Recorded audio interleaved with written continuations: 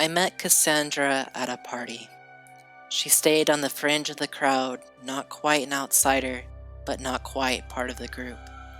Our gazes met from across the room, and with a smile, she crossed towards me. As she made her way through the crowd, everyone seemed to stay out of her way, as if she had some kind of control over them. She was one of the dancing shadows cast by the partygoers, moving in between one person and then another, into and out of the inky gloom. Suddenly, she was right in front of me. My heart skipped a beat. "Hey," I started. "Would you care to dance?" Cassandra accepted with a smile and took my hand. I led her back into the crowd, though it seemed more her domain than mine. We moved with the music, and in the darkness, we became one.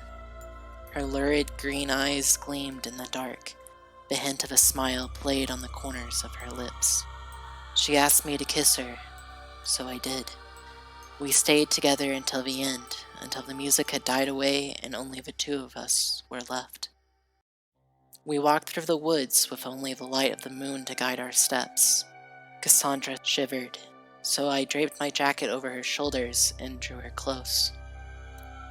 "Come on, I want to show you something," she said. Taking my hand, it was her turn to lead.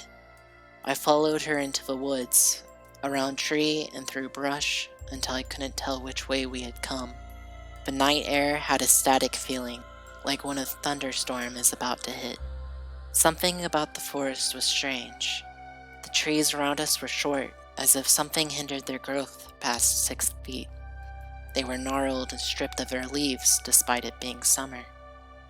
Cassandra led me into a small clearing bathed in silver moonlight. "You're gonna like this," she said. She snapped her fingers, and instantly I could see. The trees were not trees at all. They were corpses. The bodies interweaved in a gray sea of rotting flesh. Their waxy faces were grotesque masks devoid of feeling or thought, familiarity twisted by death and decay. Their dull eyes were cloudy and aimless. Dark blood dripped from the sockets of their half-exposed skulls. And Cassandra? She just laughed. "Do you recognize them?" she asked, twirling around the nearest cadaver.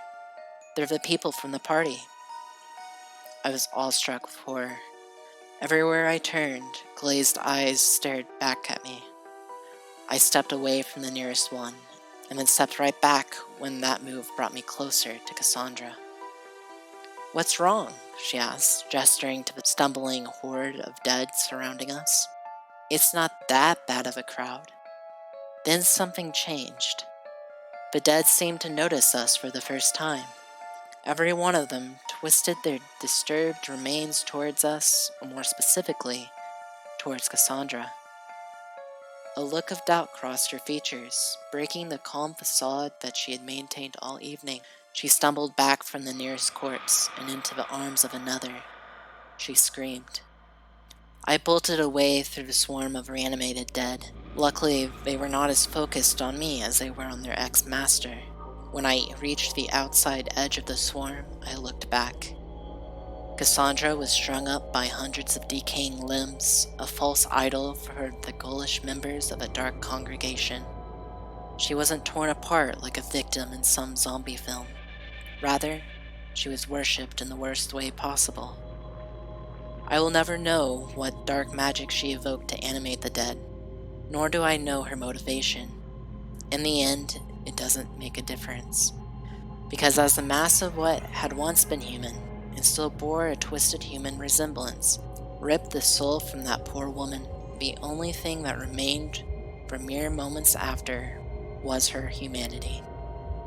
She screamed until her voice gave out, and then she quietly sobbed. Once their master was dead, the late partygoers froze and returned to their gnarled tree-like forms. I walked out of the woods, scratched and cold, but mostly unscathed. Nowadays, I generally avoid the woods, but sometimes the temptation is too much and I'll walk by.